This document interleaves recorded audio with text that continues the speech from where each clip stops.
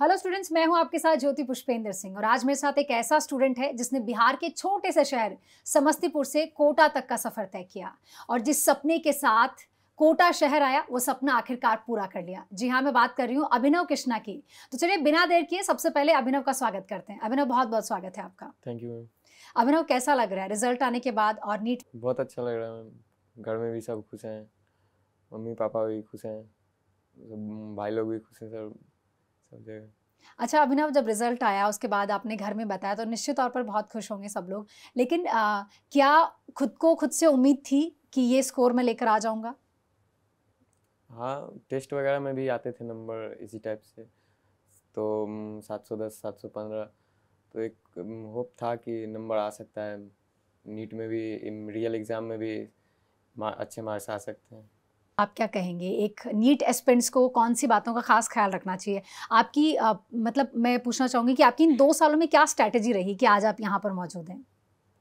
सबसे पहले तो क्लास में जितना भी पढ़ाई होता है वो 1.5 घंटे एकदम कंसंट्रेशन के साथ, फोकस के साथ पढ़ाई करना है। और एलएन सिस्टम और टीचर पर हमेशा 100% यकीन होना चाहिए कि जो पढ़ा रहे हैं, जो स्टडी मटेरियल है वो सफिशिएंट है मेरे लिए।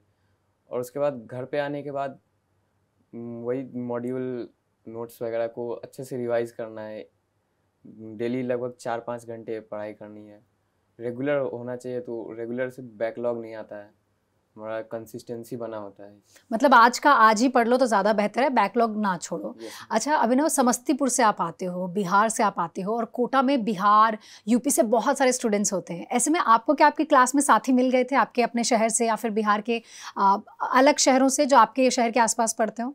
इसमें बहुत सारे दोस्त थे मेरे, जो मेरे खुद के शहर से आए थे और अगल बगल के शहर से थे। वो लोग अच्छे दोस्त थे, मेरे बगल में ही बैठते थे। अच्छा बिहार से इतने सारे स्टूडेंट्स कोटा क्यों आते हैं? वहाँ बहुत माहौल है पढ़ाई का, ख़ास तौर पे जैसे हम देखते हैं कि नीट्स के स्टूडेंट्स बहुत आते हैं। इसमें वहाँ मेडिकल और इंजीनियरिंग को लेकर कोटा का नाम बहुत फेमस है। कोटा में बहुत अच्छी पढ़ाई होती है, तो इस वजह से उधर ज़्यादा स्टूडेंट कोटा आते हैं।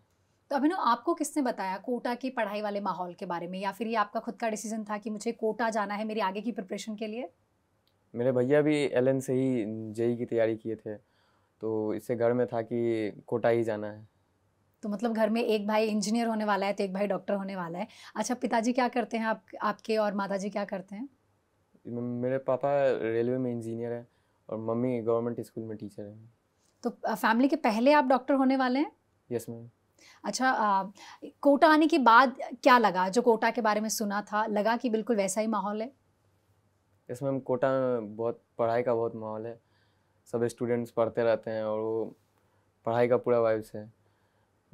टीचर्स बहुत हेल्पफुल हैं हमेशा।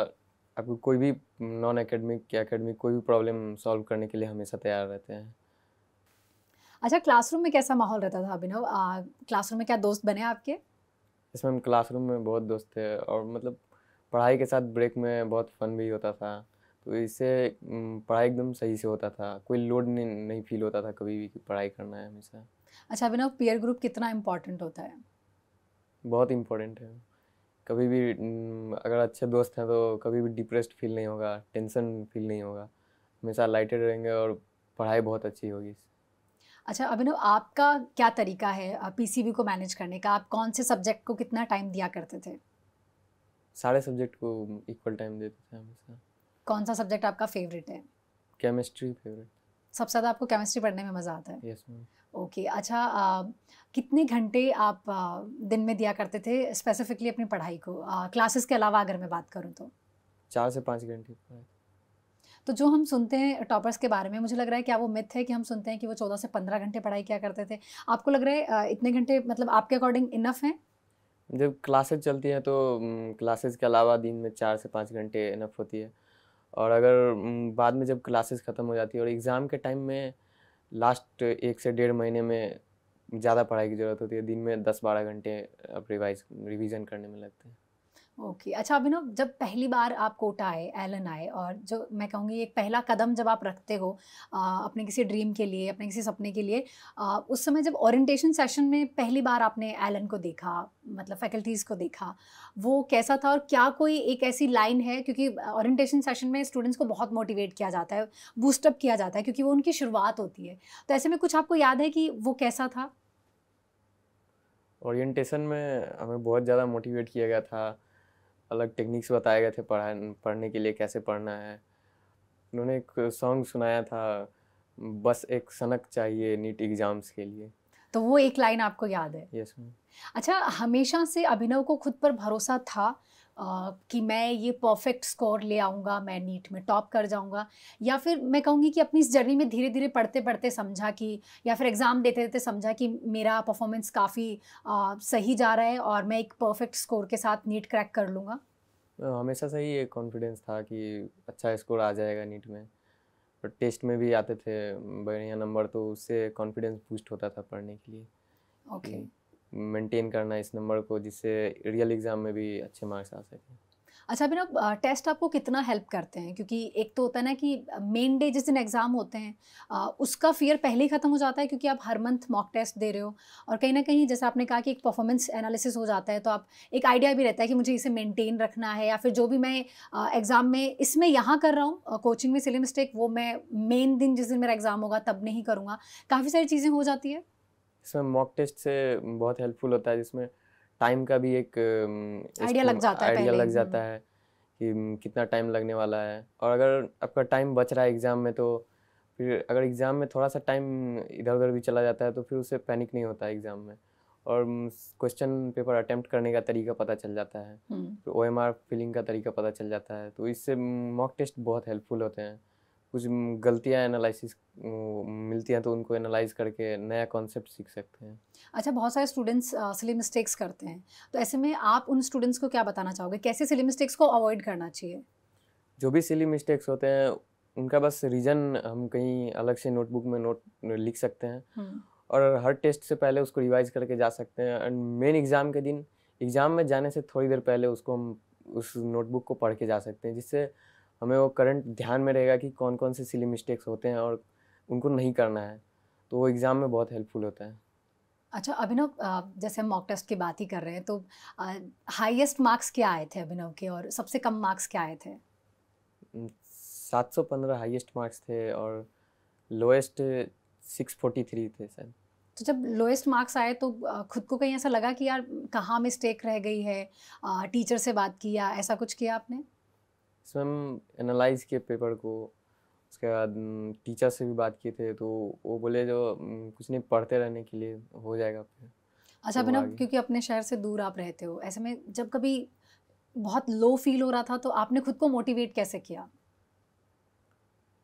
पढ़ाई की सिंपल, और जब कभी डीमोटिवेटेड लगा, कहीं बाहर घूमने चले गए या किसी से बात कर लिए, तो ऐसे सही हो जाता है। कोटा घूमा आपने? कोटा नहीं घूमा। बहुत ज़्यादा नहीं घूमा? हाँ, थोड़ा बहुत कहीं। अच्छा, कोटा की जो कचौरी बहुत फेमस है, वो ट्राई करी? इसमें कोटा की कचौड़ी बहुत बढ़िया है। ओके। अच्छा, आपकी एग्ज़ाम स्ट्रैटेजी क्या थी?